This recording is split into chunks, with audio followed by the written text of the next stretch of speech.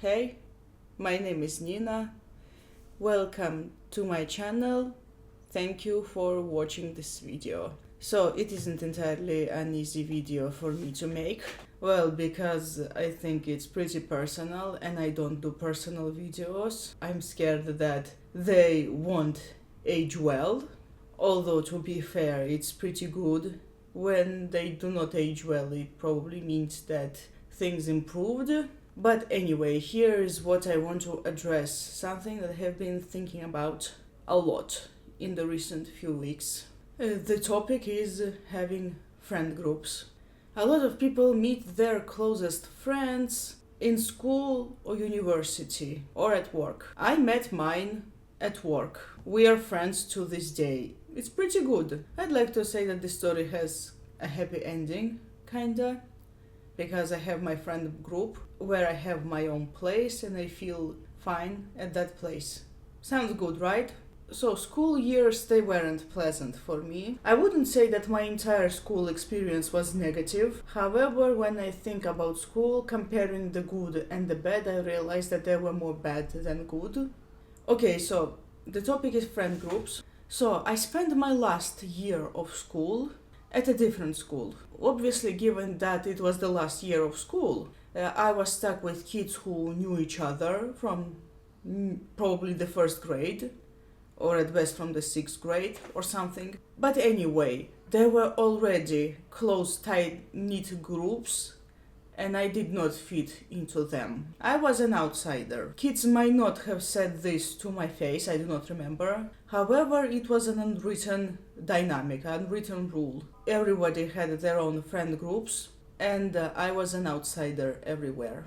My family tried to convince me that everything would be different in university, that in university I would find lifelong friends, because that's what my mom and aunt did, and they found people at university that they are friends with to this day. I went into my first year of university with the belief that I would find my own friend group there, and we would be friends for life. Spoiler, that's not what happened. Okay, I had a pretty decent relationship with my group mates. Yes, we partied together, we went somewhere together. Sure, we had a nice time together, it was fun, it was carefree. But this did not make me a part of any friend group. In general, people I went to university with, they weren't a tight-knit group. Okay, when we went to university, some kids, they did form groups.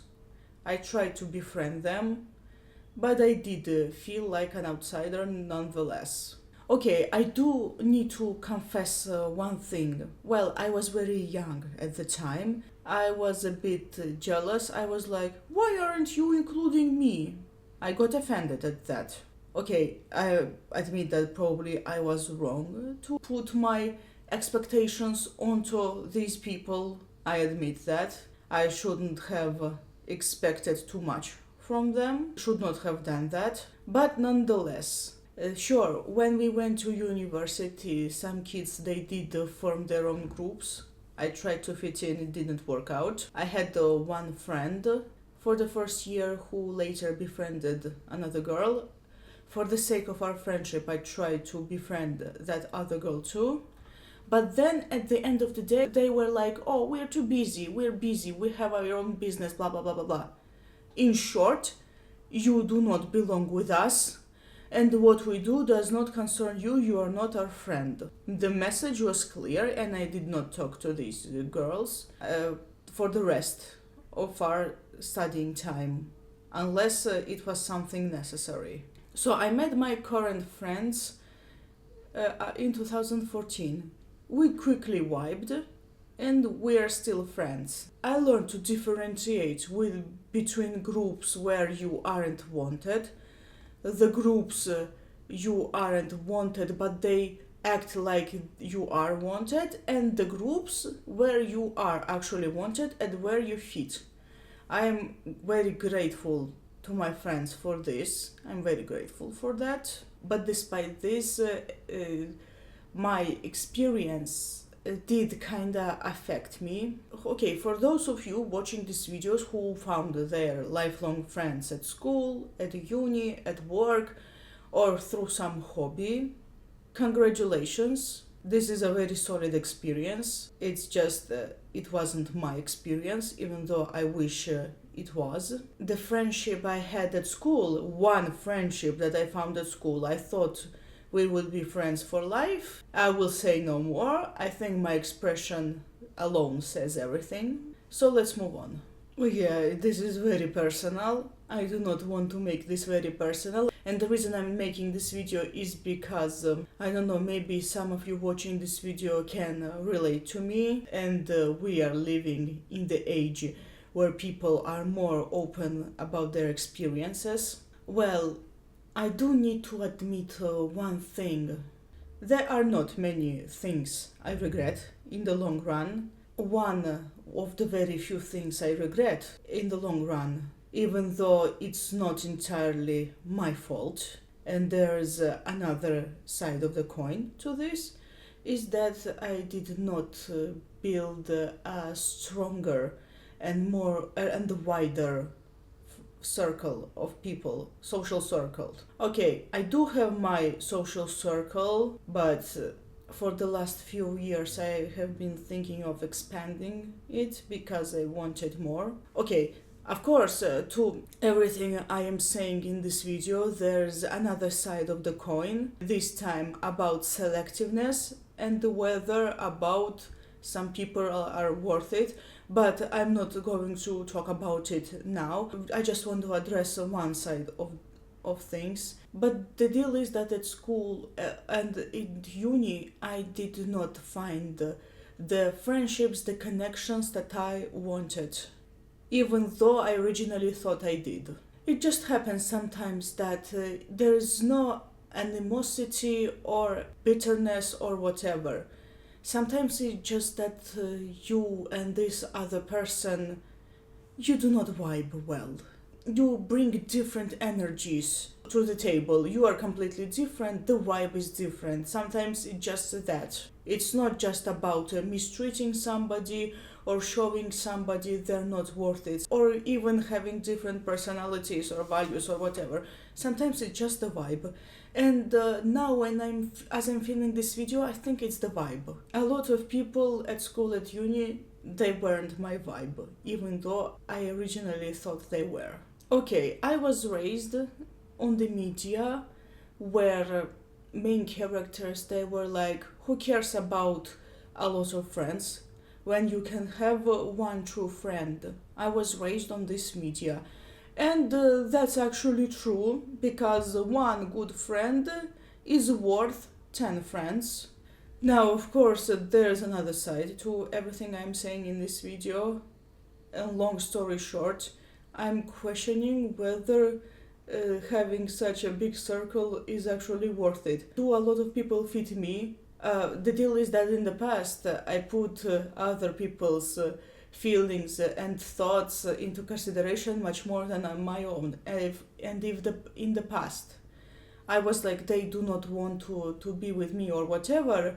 Nowadays that I'm older, I think, do I want to be with them or something? Yeah, you got that right. Now I'm considering my own perspective. And if you who was watching this video who had a similar experience, you found your friends somewhere else, but your school and uni experiences, they're still with you, well, then you are not alone in this. I think this is a pretty common experience. Okay, so now this is where I'm going to end this whole personal side. I hope that if you happen to share an experience with me, you feel less alone in that. So yeah, this is where this whole thing ends, and let's go to the books, because since I started talking about friendship and stuff and finding your own place with people, let's talk about books as well. The order is random, so Bunny by Mona Awad. I think a lot of young people can relate to this. So this book is set at a university with all of these rich, mean girls, and the main character is a loner and not rich by any means. And when these mean girls they invite her to their circle, what happens? This is a bloody horror. Okay, I do not really recommend this book to everybody because this book isn't for everybody because it's pretty bloody and gory. However, if you do not mind blood and gore, and if these themes of friendships and whether they are worth it or being alone when there are groups of people around you, these topics resonate with you, then yeah, why not? So the next I have Harry Potter by J.K. Rowling, and I know one of the reasons these books became so popular. There are lots of reasons that affected Harry Potter's popularity, and one of them is that these books they are about friendship. Friendship is one of its core themes, and I like how imperfect the friendship really is. You would probably think that Harry is this lonesome kid who discovers he is all that great, and you name it. However, I think that the actual kid with no friends in this book, at least up until the Halloween scene, is Hermione. Okay, the books they do not give insight into Hermione's perspective, but Harry, unlike her, he quickly found his circle when I think about it, and Hermione originally did not. Oh yeah, now when I think about it, Harry Potter from Hermione's perspective, at least in the first book, would be pretty interesting.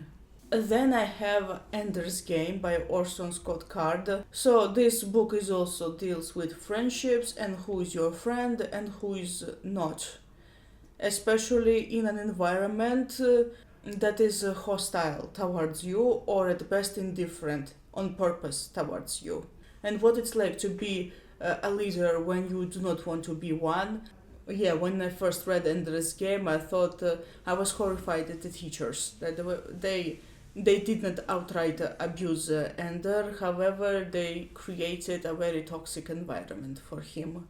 But even in this toxic environment, there are people willing to stand by Ender. So the next book over here, I have Lord of the Rings by J.R. Tolkien, and the very first book is called The Fellowship of the Ring. Fellowship.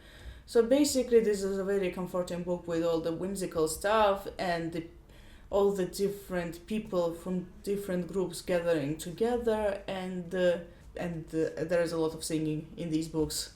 Similar to Lord of the Rings, you have The Hobbit, also by Tolkien, and unlike with The Fellowship, the relationship between Bilbo and his so-called fellowship, aka the dwarves, is pretty odd.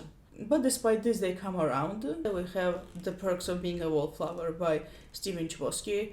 So this book is about a loner kid who goes into high school and he befriends two kids older than him.